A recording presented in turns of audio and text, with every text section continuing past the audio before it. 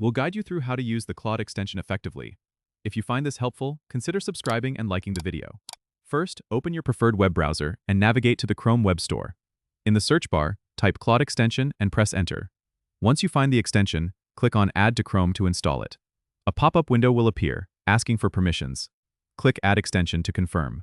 After the extension is installed, you'll see the Claude icon in the upper right corner of your browser. Click on it to open the extension. To start using it, you need to sign in with your account. If you don't have one, you can easily create it by clicking on Sign Up and following the on-screen instructions.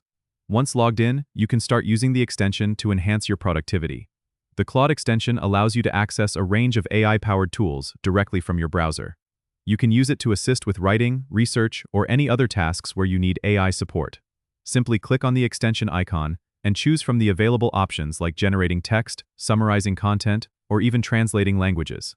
You can adjust settings by clicking on the gear icon within the extension to personalize your experience. Remember to regularly check for updates to ensure you're using the latest features.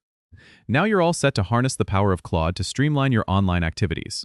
Don't forget to subscribe and comment if this helped you out.